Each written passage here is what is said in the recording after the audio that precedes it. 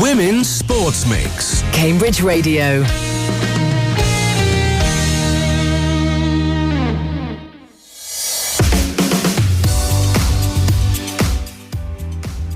This is the Women's Sports Mix with Amy Gray. And Alex Elbro. We're back, Alex. We are. Here we are. It's us again, the dream team, the A-team. The A-team. I've changed it to dream team now. But A-team. Yes. Well, let's throw that in the mix as well. And it is our second season. It is. And it's good to be back, isn't it? And if you missed us, all our first season's on demand. So Very you true. Go listen to Very it. Should we true. call it season, not series? Because it's sport. Yeah. Right. Yeah, So yeah. We'll call it season. And for and our it's very first... American, isn't it? Yeah, that's us. International. Let's go international this season. So for our first episode back, we thought we have to speak to the Cambridge Kodiaks because we were actually off air, not broadcasting, when they were promoted, that amazing promotion they got at the end of last season back in May. So we will be speaking to Christina Ashley, their captain, a bit later on the show. And what else did we have to have first episode? We had to have Fabia Howell from Shelford Rugby Club. She's joining us again to talk about the wonderful Red Roses win at the Women's Rugby World Cup. I've got it right for the first time. I keep getting mixed up round the wrong way. And I look forward to the season at Shelford. We've had such a good summer of sport. We have, loads to catch especially up for on. women's sport, I think. And for football, I mean, the football season's already started, so we'll have a chat a bit later about what's happening in the leagues for Cambridge United, Cambridge City. Histon ladies are off to a flyer. We'll be talking about that later. Very impressive for them. And if you are new to the show, we cover all types of sport and activities in Cambridge and South Cambs, all ages, all abilities. It doesn't have to be a team. It could be anything. It could be something you go to as a hobby. Exactly. We are interested to hear from you. If we're not talking about something that you like to do, you may be a coach or something you anything like to go do, fitness, and watch. well-being. Fitness, yes. Do get in touch with us. Our email is wsm@cambridge.radio. You can also DM us on Instagram. We are women's_sports mix.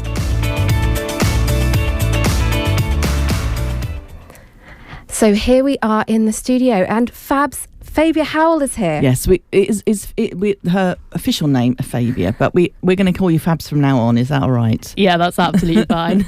We have had a summer of sport, which has been absolutely brilliant. And we talked to Fabia Howell, Fabs, last year about women's rugby, and in particular Shelford women's rugby team. And at the time we mentioned that Women's Rugby World Cup was being played in England in the autumn, and it seemed such a long way away and everything. That was just like a nice dream. And here we are, season 2. We're back here. You're back here to update us on the final of the World Cup and look ahead to the new rugby season. And how are you first? I'm really well, thank you. Yeah, very much. We've had the World Cup that kind of went by in the blink of an eye.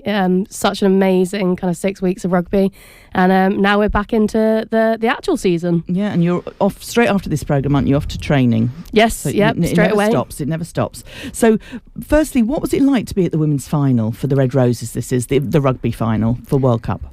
Honestly, I spent most of the day sobbing.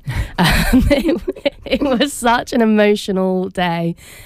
Just like from the moment like we got on the train and we saw other people in rugby shirts on their way to the matches. We were chatting to people on the train because you just kind of form this kind of community all the way there. And as the further you got towards Twickenham, just the more and more people you saw.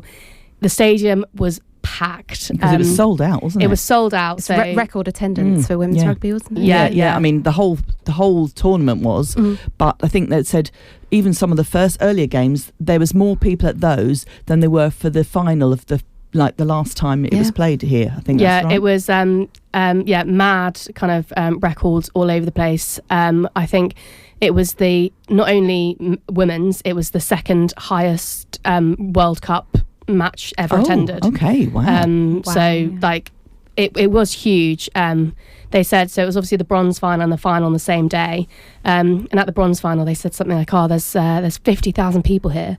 And I looked around and I was like, there's not enough room for 30 more thousand people. Where are they all going to go? to get into this stadium. And then kind of... And the bronze was France? Black Ferns, so New Zealand. New Zealand, yeah. And New Zealand took that one.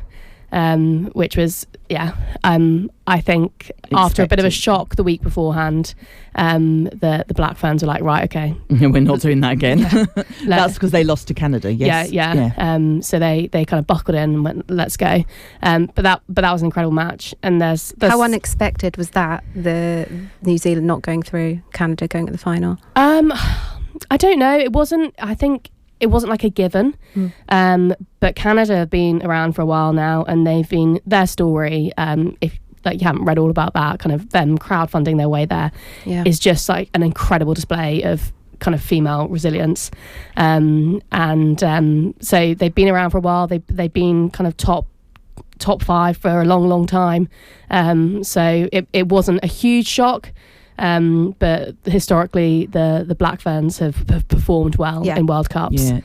And I think we talked, because I was lucky enough to get you onto my morning show while the Rugby World Cup was going on. That the only sort of slight awkwardness about it is because we're worried now that because Canada did crowdfund and had no backing for their team and they got to the final, you'd say that, there could be the knock-on of people saying, well, why do they need funding, because they can do it themselves anyway.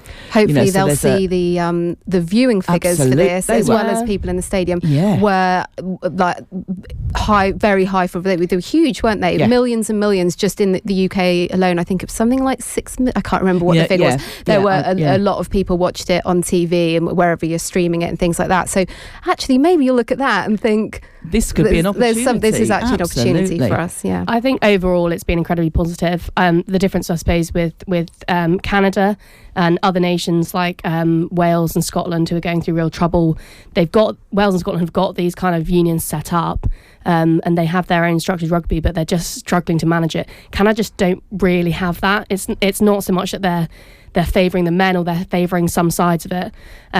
They just don't really have it, so they've had to power through that. There's already some not great rumours coming out. Australia are due to hold the next 2 World Cups in men's and women's, and there's already some noise coming out saying that they're going to cut funding to the teams to pay for the World Cups, which is just a really sad thing to be hearing off the back of something which was so incredible.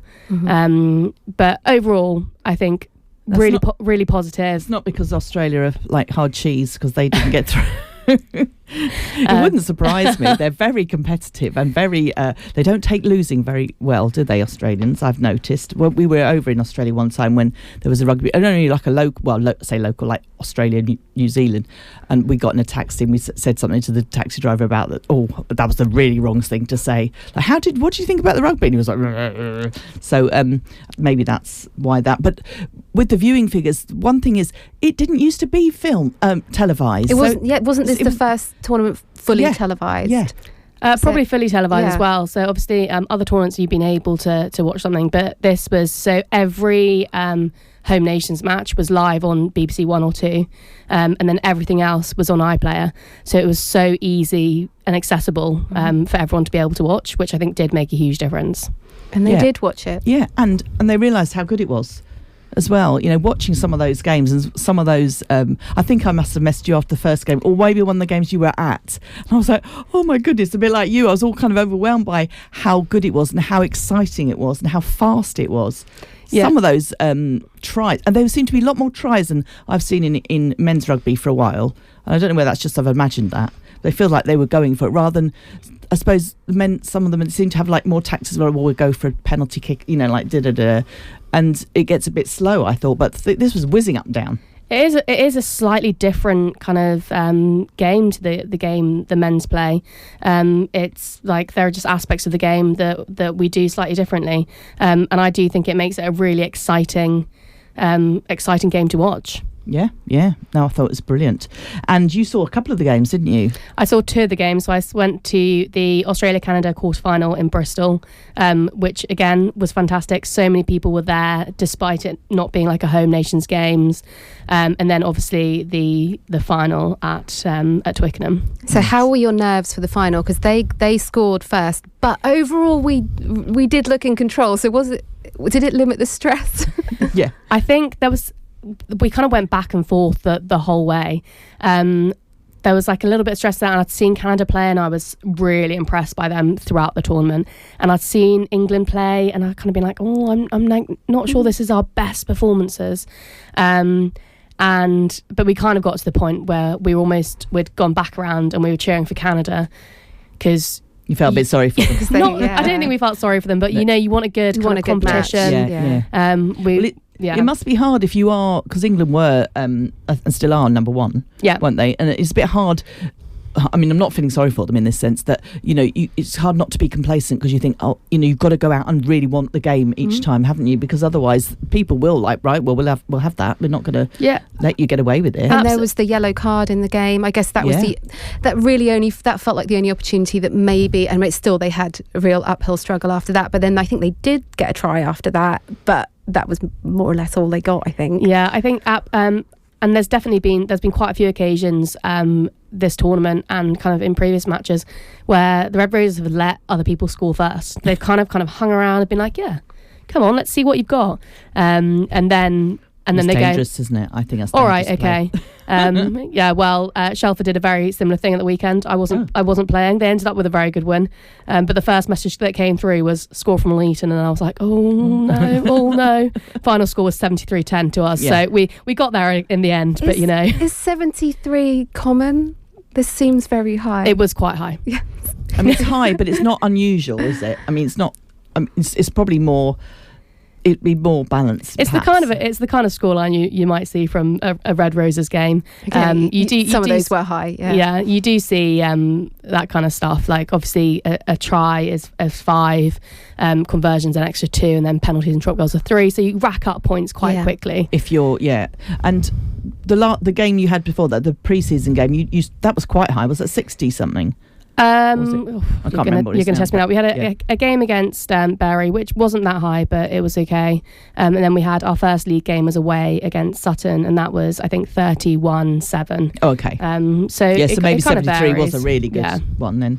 And is that the first time you've played them, or is it? How's it work? They're all fairly familiar sides. Long Eaton have just come back up into our league. They went down and for a season then came back up.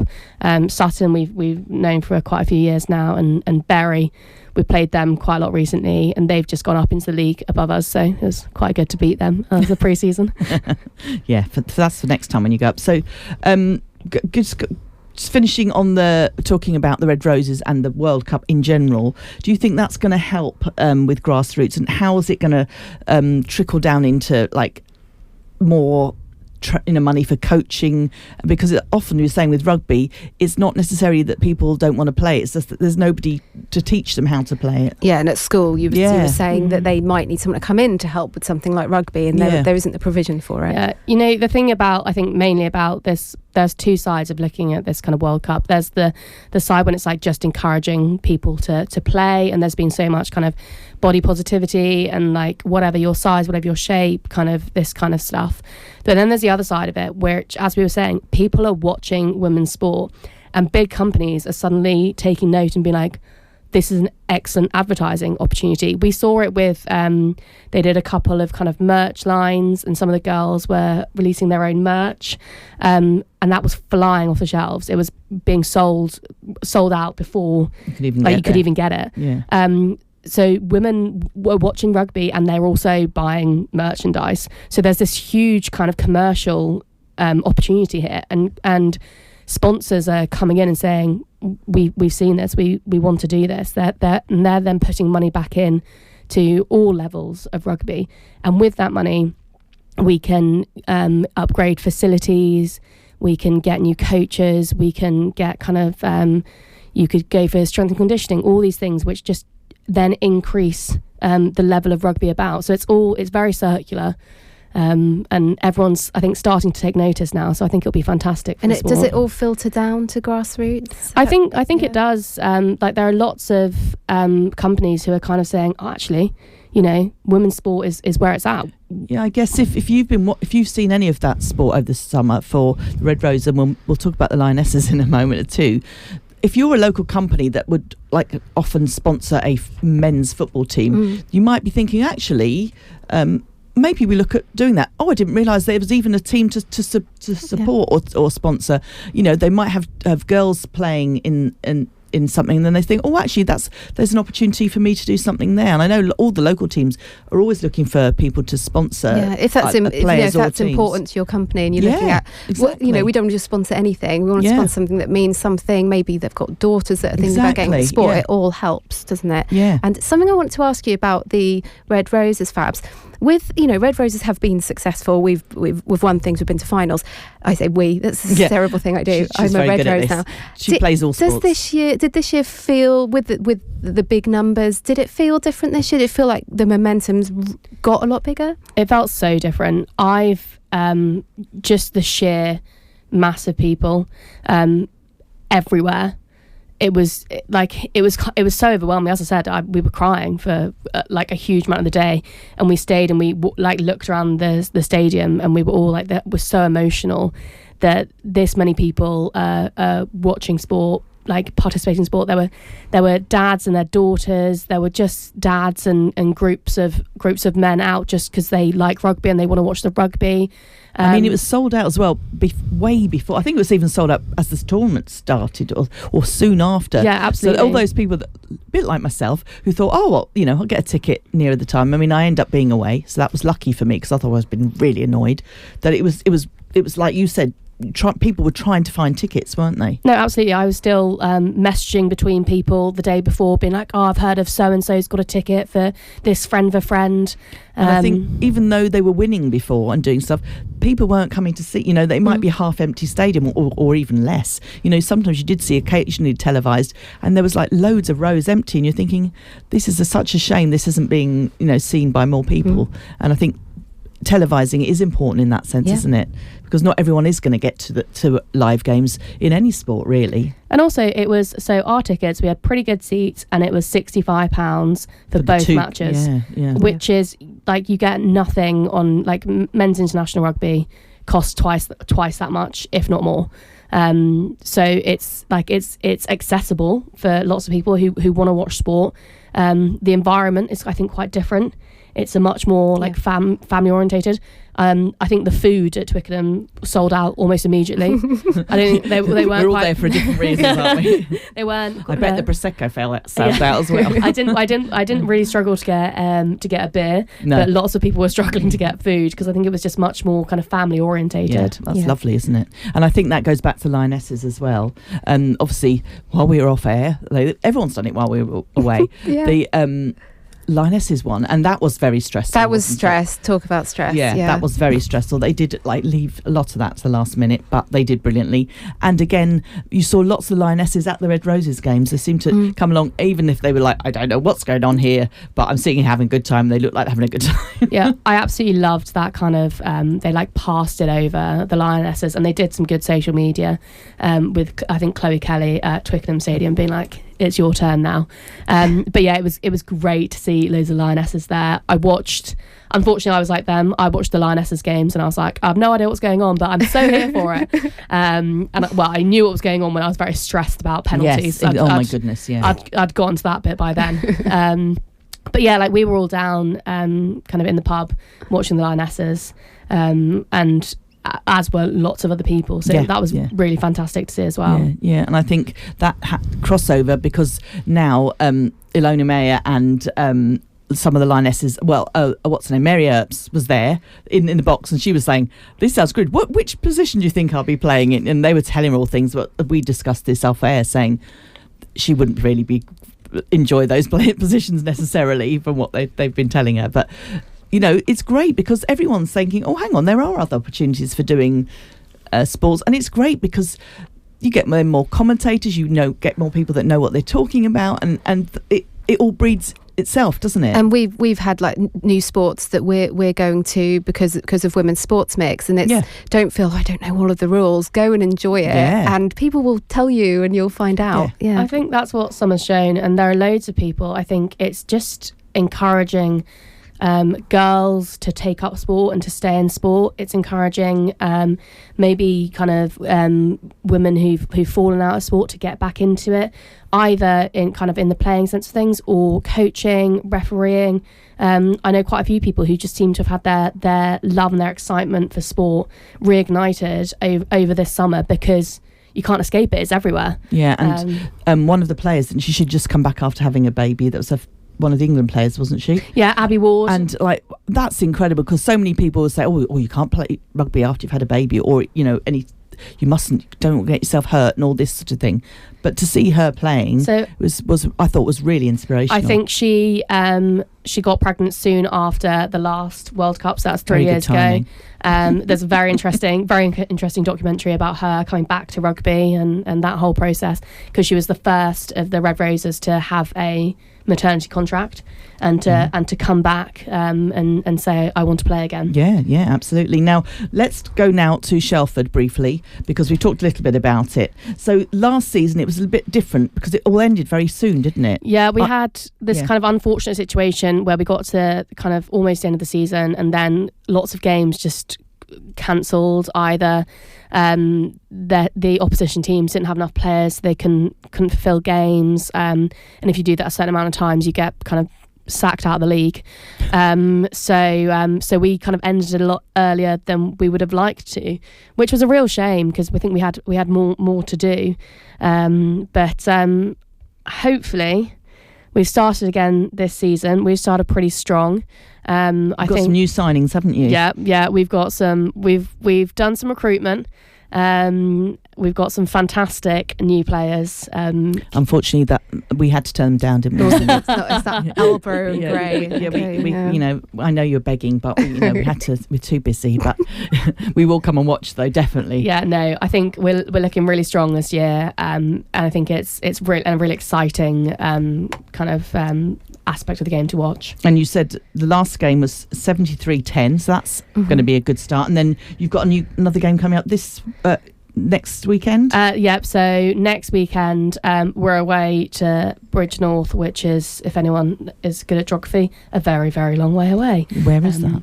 I don't know, but we went to Wales in the summer, and it was closer to Wales than it was here. Oh, okay. That's quite long. We passed a sign, and I was with my friend, and I was like, is that where we're meant to be playing? It's quite a way away, so I think that'll be an early start. And on the road is always much harder than your home games, because it's a full day out. Yeah. But no, we've started really well. Hopefully we'll kind of continue like this. There's a few things. What time do you play if people want to come and find to watch, or maybe to come and train? So training is Tuesdays and Thursdays, 7 till 8:30, with dinner afterwards. And then which we enjoy. It's very nice. And got in on that. Matches are on typically on a Sunday around 2:00, but we always have the most up-to-date information on our social media. That's best. Yeah, Shelford Women. And you just mentioned that there was a town and gown match. Yes, yeah. So the other side of my rugby obsessed life is working as operations manager at the University Rugby Club. So we opened the season on Sunday with kind of the traditional town gown, which has been a men's match for a long time. The last couple of years, we've got a women's match going as well against Cambridge Rugby Club. Results didn't quite go our way on Sunday, but it was a really positive game of rugby. Everyone's come out of it feeling really good for the season ahead.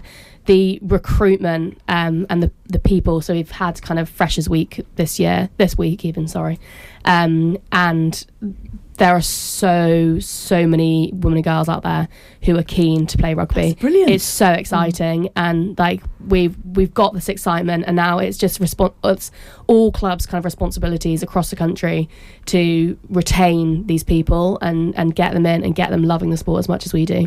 That's brilliant, isn't it? Well, that's a good positive start for the term as well. Yeah, really positive. And Fabs, you're going to be coming back and updating us regularly on the rugby and women's opportunities. Absolutely, if you'll have me.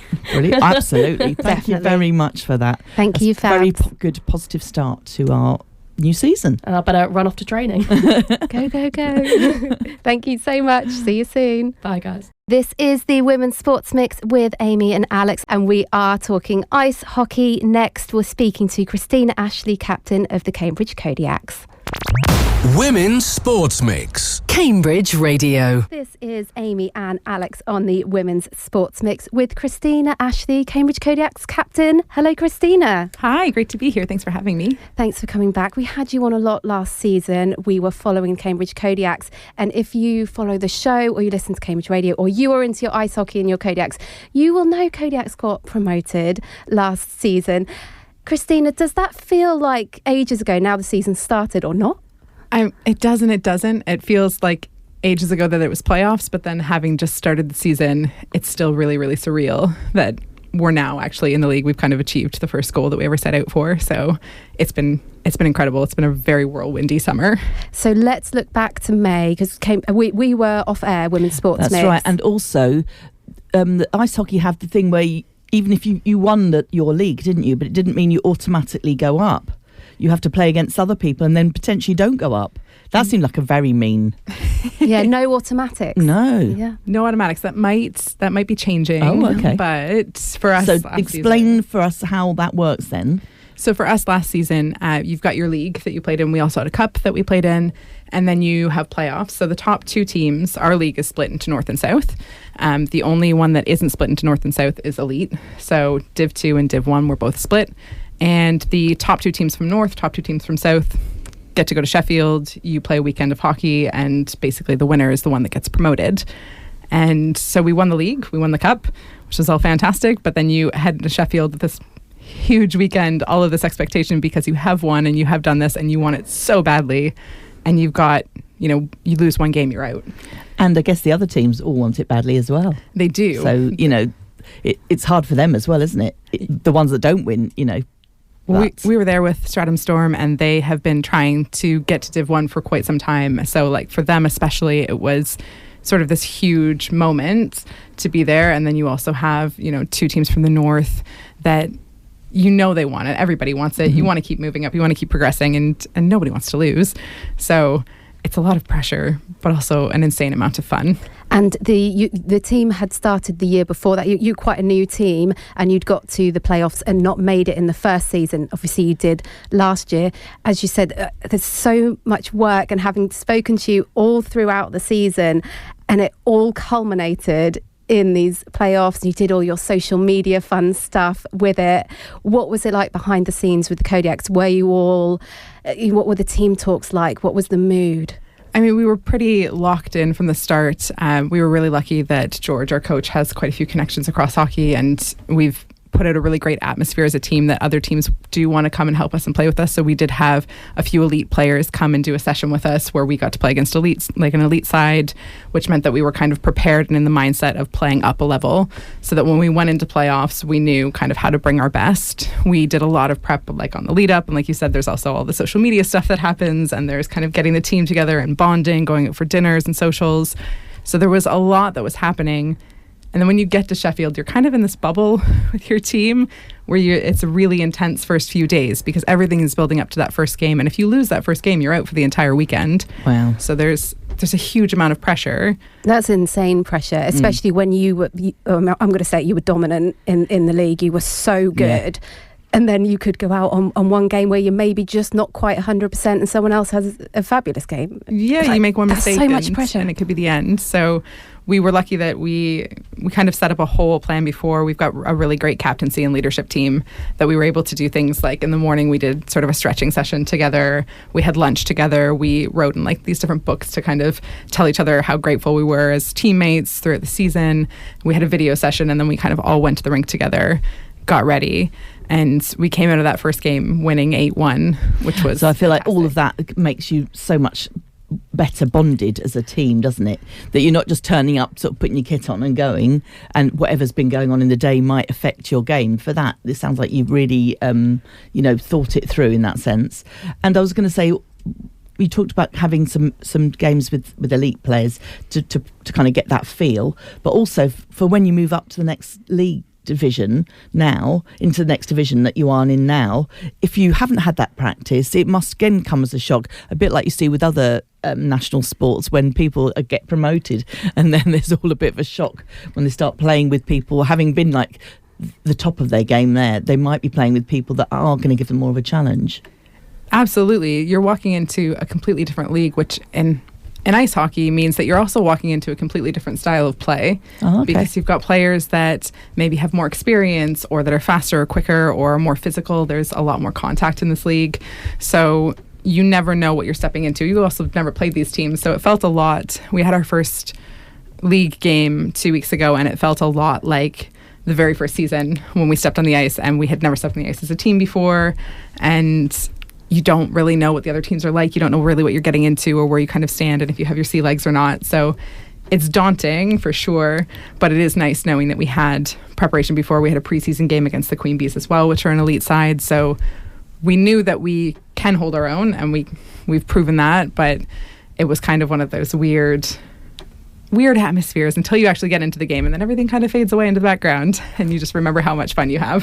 So this was the Fire Bees game that was your opener away. It was a loss, but it sounded like from what you'd put on socials that you'd sort of been in it until maybe the last period. Yeah, it feels strange saying that it's a 6-0 loss because it really didn't feel like that, and that's not even protective of like a team image that's used to winning. That's just from years of playing. It felt like a much different game, and it was a much different game. The first ended 2-0. The second was still 2-0. So we were holding our own. We were getting opportunities and getting chances. We just couldn't get a bounce. And then on top of that, the Fire Bees are a really well-structured team. You've got to hand it to them. They play a really great tactical game. So if you make any mistakes, they're going to capitalize on them. So towards the end of the third is when the score got blown wide open. And that's just strictly us making a few fumbles and then picking up on them. But for the next time around when we see them, we get to play them 3 more times this season. Yeah. I don't think they won't be getting that away without. They won't get that so easily this time. And have you had new players come this season? So, and with all the different changes, that's also going to mean that you're going to need to have sort of gel again, doesn't it? Yeah, we've got quite a few new players actually this season. We've been really lucky. We've got a few players that play up in the elite level and they can come down and play with us. We have a few players that are actually the league below us that come and play up. And then we've just got new players that have joined just our team on top of that. So there's tons of talent. Every player that's come brings kind of this really unique touch to the team. But the greatest thing is they're not just amazing on the ice. All of these players are really great off the ice, and they kind of really fit and click in so nicely. So it's been a real joy to kind of have these new faces and have new people come into the Kodiaks family. And that must be one of the draws as well for bringing players in, that you have such a strong team ethos here. Is that because you're trying to attract people that could go to London maybe instead? Yeah. We've got lots of players that could play in, like there's tons of London teams now, which is really lovely to see. And of course, Stratham came up with us to this division as well. So it's not like there's no teams. There's Chelmsford as well that aren't in that area that are in our division. So they could absolutely go there, but they do choose to come to Cambridge. And I mean, personally, I'd love to think it's because we're like a really welcoming, fun team, and we do try to make it like family. And it's something that we've been incredibly protective of over the years, is just keeping that non-toxic, just having fun and making sure that everybody's taken care of first. We want to win, but you don't want to win at the expense of your players and of their mental well-being and everything else within the team. So finding that balance has been kind of a really key factor. I'm sure that must have something to do with it, because you don't travel for several hours when you could go to a team nearby if that, it's the same league or whatever. I don't think that's how often you choose a team though, is it? It's like the feels you get, and if that you feel like you fit in and that you want to spend time with those people, that's going to be great, isn't it? I mean, that's the thing you look for the most. I've played for a lot of teams and I've had some great teams that I've got to play with, but this is by far the best team that I've played with, not just because we win or we've had such great success, but because of the people behind it, and that feeling doesn't leave you. Like I don't think I could ever play for another team in the UK. It would just feel wrong. Phew. We've got her again. Yes, that's it. She's not going anywhere. Good. Now, I don't know whether you wanted to say, Amy, or you mentioned there about people being able to play up or down. Yeah. Do you want to explain what you mean by that? Sure. Because it seems like something I haven't heard of. It was new to us, wasn't it, when Christina was explaining? Yeah. So there's 3 leagues for women's ice hockey in the UK. So there's the elite division, and then there's Division 1, which is us, and then Division 2, which is also split into 2 sub kind of divisions within it. And effectively, if you are under the age of 23, you can be what's called a two-way player. So that means that you can play for two teams in two separate leagues, but that are only one league apart. So when you're in Division 1, you get quite a few two-way players because you can either get elite players that can play down a level, or you can get Div 2 players that can play up a level. So we're really fortunate. We've got two elite players that play with us as well. So you've got Viv McGee and Aurora Dobbs. They're fantastic. And then like I said, we've got 4 girls from Haringey that come up and play. We've got players that also play, like Josie Milton. She goes to Haringey to play as well. So there's a lot of movement, but what it means is that it's an opportunity for younger players to get to play more often and to get to play sort of a breadth of different technicalities and levels. So as they progress through, they're going to bring so much wealth of knowledge, aren't they, to any team that they end up joining or whatever in the future. So it's a great way you can see young people coming in to take over, because sometimes in some sports you can't see how there'll be that gap as people move through, and then you think, oh, what if the older players or the more experienced they retire? What do we do? And looks like that's a wonderful way to encourage that. It's a nice development pathway. Yeah. It also means that players, so for example, the Haringey group that come, that means that if Haringey were ever to be promoted, then they would already have that experience in the league too. So it means that team kind of has a bit of a foothold, and it helps them kind of make the jump, which means that then the gap when you have a promoted team versus more established teams isn't as wide. Yeah. So it kind of makes things a little bit more synergistic. It can make things a little more challenging too if you play against a team that has lots of elite players on it. Firebees, who you played, who were in your league, you said they had a lot of elite players playing, even though it's not the elite league that you're in. Yeah, it's a challenge. But I prefer it that way. I like it that way because it means that we just have to be on the top of our game. Mm-hmm. So regardless of where they play normally or where they sit in the season, it means that we just always have to be our best. We can never kind of take a break or rest on our laurels, which is the way it should be with competitive sport. You should have to keep pushing. Yeah, and also for spectators, you don't want to really go and know, oh, hang on, we don't really need to watch very carefully because they're going to storm it. I mean, it's not sort of nice in theory, but actually it becomes a bit boring, doesn't it? Yeah. It's one-sided. I'm sure it does. Well, let's take a look at the game that was at the weekend on Saturday. I was there. Good turnout for the Kodiaks.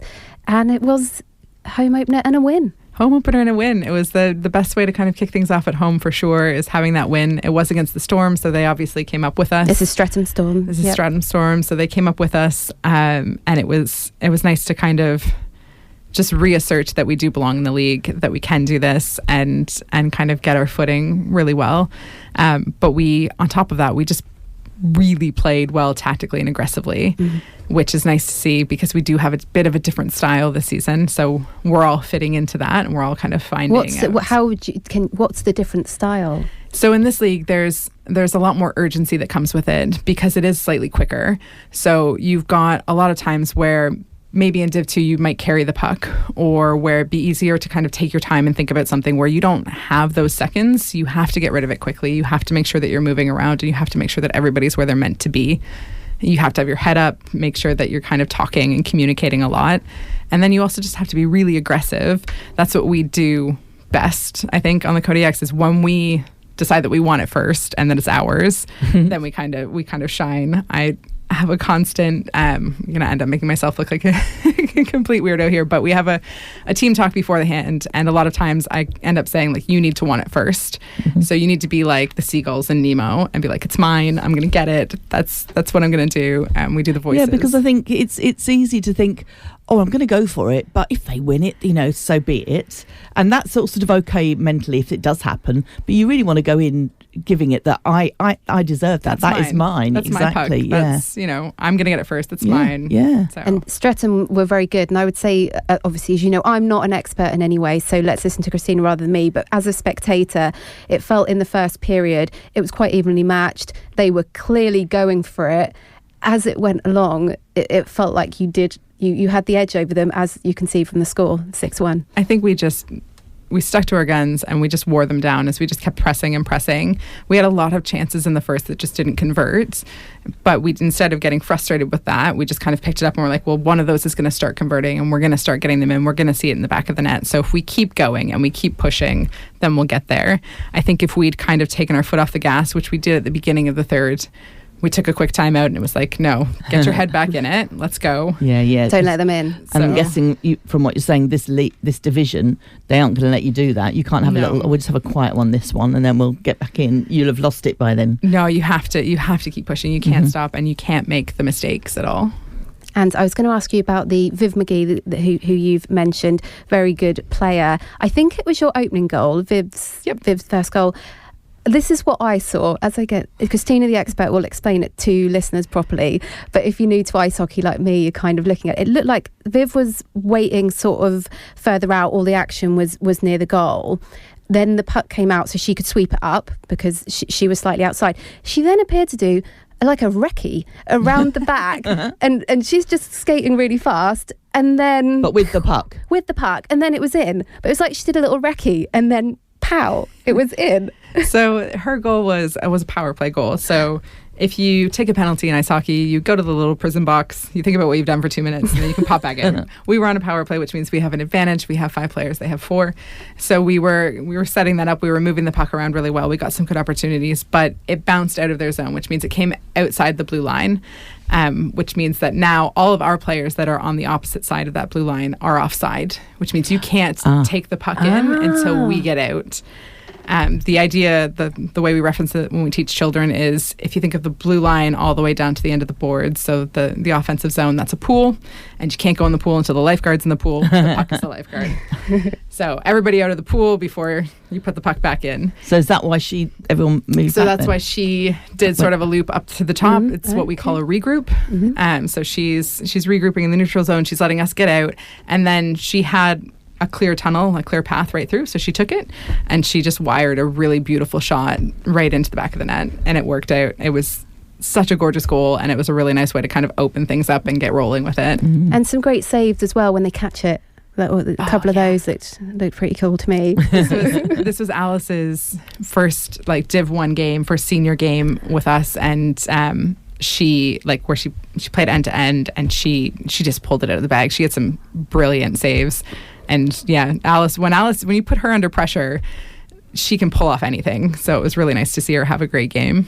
And at one point, I think it was the Kodiaks goal, I thought you'd broken the goal because the rim on it is red, and there was a red water bottle on top of the net, and this red piece went flying, and I thought, they've hit the button. Has it gone in? What's this piece of it's the water bottle. Okay. I mean, that's too powerful. A really nice shot. I mean, it's hit the top. Yes. So it just bounced underneath. enough. Yeah. That's why they positioned it there, so that you could see the whole action of the water bottle flying. I mean, you feel bad for the goalie because they've just been scored on, and now they have to go get their water bottle on top of it. Yeah, of course, yeah. Yes, the walk of shame to go and pick up. I'll leave it there where it was. I'll stay thirsty. Now, you mentioned earlier when we were talking off air that there's more news for the Kodiaks, that you have enough players now to create another team. Is that right? Yeah, we were really fortunate. We now have a Division 2 team as well, so Kodiaks 2, and they play in the lower league of the Div 2. So Div 2 split into 2 sort of sides. So it's where when you're entering a team, that's the league that you go into, and it's a great league. There's lots of really great teams in it. There's Lee Valley and Invicta. So Bristol has a team this season too. So we're really fortunate to be part of that league. And it means that we can bring even more players in through and start developing them as well. Some of our players also play from Kodiaks 1 down to Kodiaks 2 on top of that. So that means more games for them. And it's a nice way to kind of keep things rolling, because if we didn't have this team, then there wouldn't really be anywhere for people to go to develop within Cambridge. Exactly. And it's such a nice community. And coaching that team, they are the greatest group. So you are Christina's the coach. I am for that team. Yeah, along with Vicky Brandon as well, and so and Karen Law and Rich as well. If anyone's interested in hearing this and thinking that they'd like to know how to get involved or how to start, even learning how to get in and out of the pool with the lifeguard, is there a way to do that? Yeah, I mean, absolutely reach out to us. You can always send us a message on Instagram, or you can go through our website as well. But reach out to us because we can walk you through the whole process. We normally say like you need to be able to skate because it just makes things a lot easier if you already have that basics. But even if you don't, we can help you figure out how to learn how to skate and how to kind of get through that. And then, come out for a taster, use some of the kits. I think Alex should absolutely. Alex is also pointing at me while saying that. I was thinking, well, when I say I can skate, I can stand on ice skates and I can kind of move, but I'm not sure stopping and going backwards has never been. Maybe stopping has goal. been going directly at the wall and just waiting till you land at it. Oh, have you both? Amy, can you skate? I do like skating. I haven't done it many times, but I think I I'm feel quite like during poised. this year we'll come to our training session or something. Absolutely. I don't know whether Maybe not I'm made for ice hockey yet. No. I don't know. You've done rugby and you've done. We gave rugby a go last year. To be fair, I thought I was just going to get smushed at rugby. And not at all. We were all right. Yeah. We didn't drop it. Yeah. There you go. Christina, Honestly, that was our only we thing. couldn't believe it, could we? That's what was going through our heads, especially the first one they throw at you. You think, please don't drop it. Please don't drop it. Don't make me look an idiot. And I we don't were know, right. they potentially They were being being very gentle. kind to us. But I have to say, even with a gentle thrust, that you could feel that in your skin, couldn't you?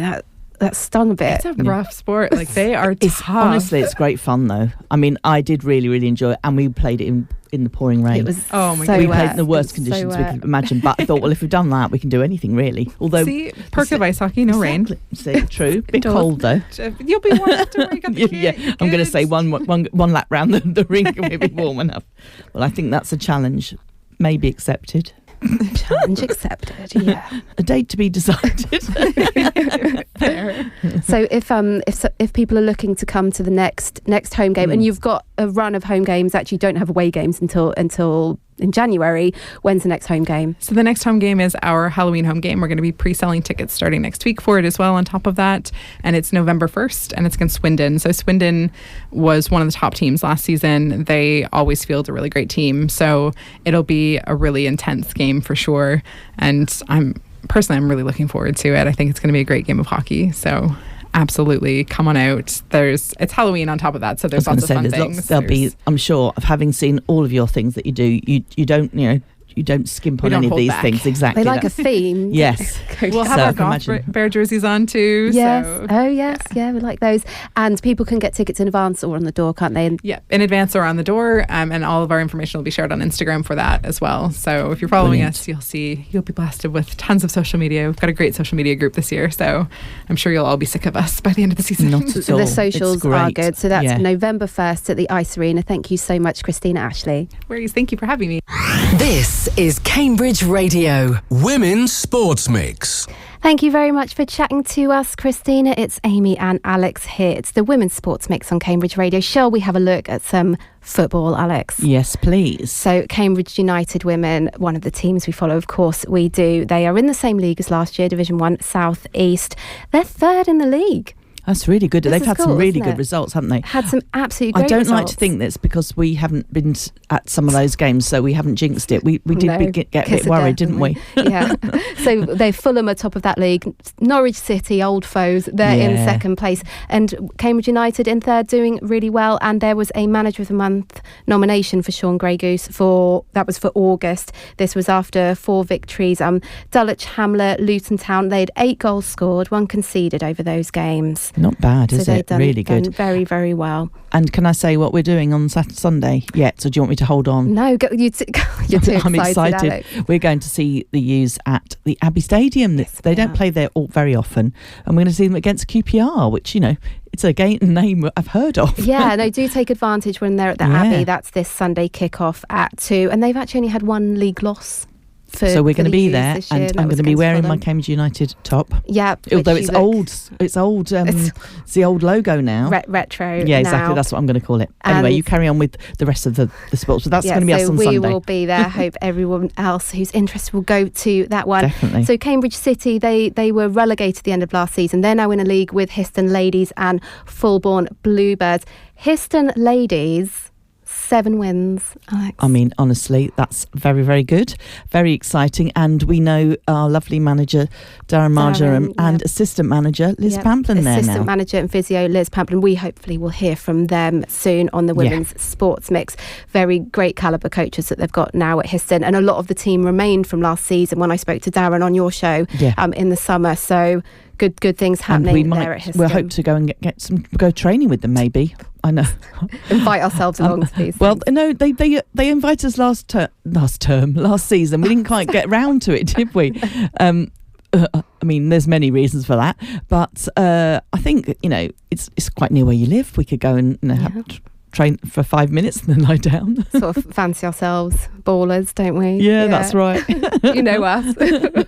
And Evie Nichols seems to be scoring a lot this season. But as I said, women's sports mix, we follow the football. So stay with us for the season, because you will hear a lot more from those clubs. So Histon, top of that league, which is what's called Division 1 North, part of Eastern Region Women's Football League. That's how it's divvied up. Cambridge City, who are new to that league, they're down in 10th, but I think when you've had 2 relegations, everything's going to be tough. You kind of want them to get a bit of breathing space so they can sort of go for it and have that, because they haven't had that for so long. And they have that great ground. They have that great stadium. So we're hoping to go and see them as well. Yeah, and Fulbourn Institute Bluebirds, they're in 11th. It's early days. It's really early days.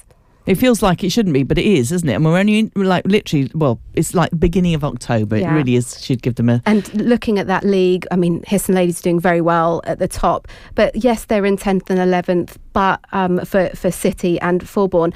But there's plenty of... there's no one's pulling away at the bottom there. There's, plenty all still to play for, I love for your them. Positivity. Yeah, well, Cambridge City, they've had a win and a draw, and Fulbourn Institute have had 2 draws. And actually, here's something interesting, Alex. Those 2 draws were both 4-4, which is, I mean... That seems a lot of goals, doesn't it? They're scoring. Yeah. Yeah, okay, exactly. you're letting goals in. But you're equally putting them back in. They're letting them in as well, aren't they? So that bodes well. They were down against Newmarket and did get that back to 4-4. That's really good. And that was the one they played last weekend, I think. A draw. A draw's a draw. Yeah. So, they've got points on the table, and they got promoted up into that league. So, you're always looking to keep in there, steady yourself, work out the league. Yeah, so early days for both of them. And we're on a Thursday now, if you hadn't noticed, because we're broadcasting live on a Thursday. So for this season, we will be on a Thursday, 6 till 7 on Cambridge Radio Live. And then it is fortnightly, and you can hear us on demand after broadcast. We're also available as a podcast, and we will be back with you in 2 weeks' time when we're hoping, all being well, we'll be talking to Nicole Hawksworth, who we spoke to last. There's so much to catch up on with what everyone has been up to. And us being at the Abbey. And we will be at the Abbey, so hope to see everyone there, and we'll be talking about that on the next show as well. Thank you very much for your company tonight. It's been great to be back, hasn't it, Alex? We've absolutely loved it. We will see you again very soon.